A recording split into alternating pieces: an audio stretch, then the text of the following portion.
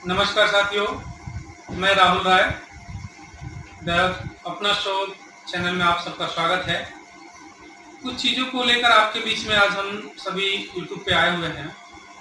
वर्तमान समय में आपने देखा होगा केंद्र के और राज्य की सरकारों द्वारा एक आदेश पारित हुआ, जो भी विद्यालय खुले हुए हैं कक्षा 6वीं से लेकर और बड़े क्लासों तक के महाविद्यालय तक सबको पुनः बंद करने का आदेश आ गया है कि कोरोना का जो रफ्तार है बढ़ रहा है, उससे शिक्षा को कहीं ना कहीं रोका जाए ताकि ये कोरोना के प्रभाव के ऊपर भी कंट्रोल किया जा सके। बहुत ही देखिए सोचने वाली यह विषय है। लगभग हम देख रहे हैं कि पिछले मार्च महीने से एक साल होने को आए, अभी अप्रैल हो गया, 12 महीने से ऊपर का समय बीत चुका है। एक साल से पूरे के पूरे देश भर के विद्यालय बंद हैं, वो नर्सरी क्लास हो या फिर बड़े यूनिवर्सिटी के विद्यालय हों, सारे के सारे एजुकेशन ठप है हमारे देश के। एक तरफ देखते हैं कि एजुकेशन को पूर्ण रूप से बंद किया जाता है कि क्योंकि शिक्षा के लिए अगर बच्चे विद्यालय जाते हैं तो कोरोना का फैलाव होता है। वहीं अगर हम दूसरे परिप्रेक्ष्य में जब देखते हैं तो हमारे देश में तमाम ऐसे राज्य हैं जिनके यहाँ चुनाव किए गए विधानसभा के।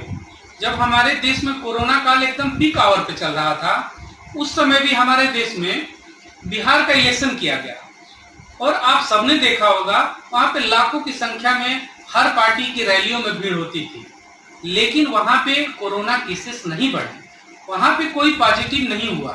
जब लाखों की भीड़, वो भी एक अनियंत्रित भीड़ जिसके ऊपर ना कोई मास्क लगा हुआ है चेहरे पे, ना 2 गज की कोई दूरी है, ना कोई सोशल डिस्टेंसिंग है, उसके बावजूद जब लाखों की भीड़ में अगर कोरोना का स्प्रेड नहीं होता है और वर्तमान समय में अगर देखें तो बंगाल का चुनाव चल रहा है, एक एक रैलियों में 8-8 लाख की भीड़ है जो कि न्यूज चैनलों द्वारा दिखाई जा रही हैं।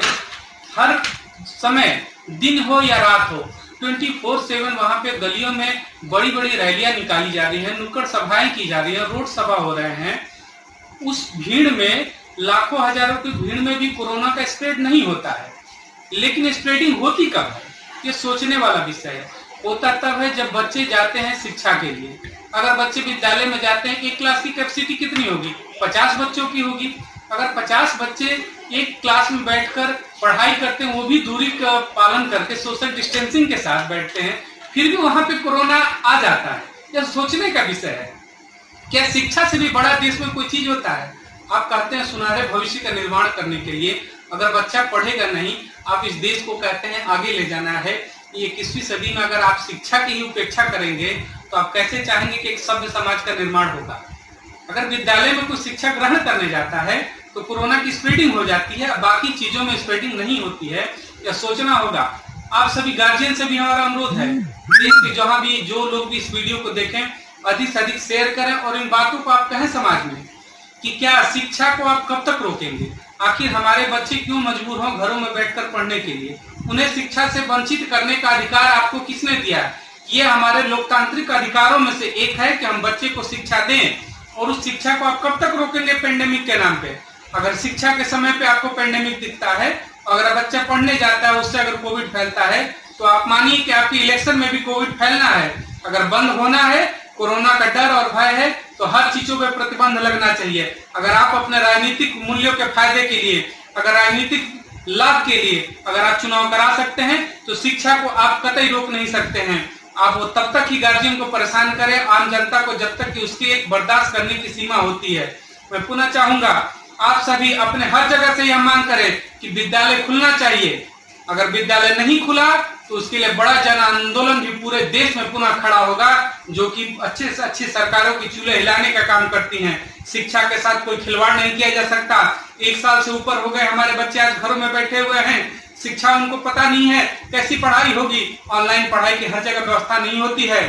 तो आप सबसे पुनः निवेदन है कि आप अपनी बातों को रखें कि शिक्षा का होना अनिवार्य है हमारे जीवन में। आप विद्यालयों को खोलें, बच्चों को विद्यालय जाने दें। अगर उन्हें कुछ होता है तो उसकी जिम्मेदारी हमारी है। आप विश्वास मानिए, किसी भी बच्चे को कुछ भी नहीं होगा। सिर्फ और सिर्फ यह एक डर दिखाया जाता है शिक्षा से दूर रहने का, क्योंकि जब आप शिक्षित होंगे तो कहीं ना कहीं अपने हक की बात करेंगे। उस शिक्षा के ऊपर कुठाराघात किया जा रहा है। इस शिक्षा को लाने के लिए समाज में बड़े बड़े समाज सेवियों ने, बड़े बड़े लोगों ने बहुत कुर्बानियां दी हैं, तब जाके शिक्षा एक समान हुआ है। एक तरफ हम नारा देता है कि सबको शिक्षा चाहिए, एक समान शिक्षा होनी चाहिए और शिक्षा के ऊपर इतना बड़ा कुठाराघात हो रहा है, ऐसा नहीं होना चाहिए। तो मैं पुनः चाहूंगा कि आप सब इस पर ध्यान दें और अपनी बातों को कहें, जहां भी हैं उन जगहों पे लोगों से कहें कि ये शिक्षा खुलनी चाहिए, बच्चों को विद्यालय जाने दीजिए, बच्चे विद्यालय जाएं, पढ़े लिखें, उनको किसी तरीके से रोके मत। 1 साल का समय हो गया तो बहुत लंबा समय होता है, बच्चे कहीं ना कहीं मानसिक रूप से भी असंतुलित हो रहे हैं। मैं पुनः चाहूंगा देश की सरकारों से और तमाम लोगों से, यूट्यूब से जो भी लोग जुड़े हैं, इन बातों को वायरल करें, अपने माध्यम से यूट्यूब पे इनको बोलें, सोशल मीडिया पर बोलें कि शिक्षा को जल्द से जल्द चालू किया जाए, बच्चों को विद्यालय भेजा जाए। नमस्कार, बहुत बहुत धन्यवाद। आप सबके अपना चैनल द अपना शो में पुनः सभी का स्वागत है। धन्यवाद।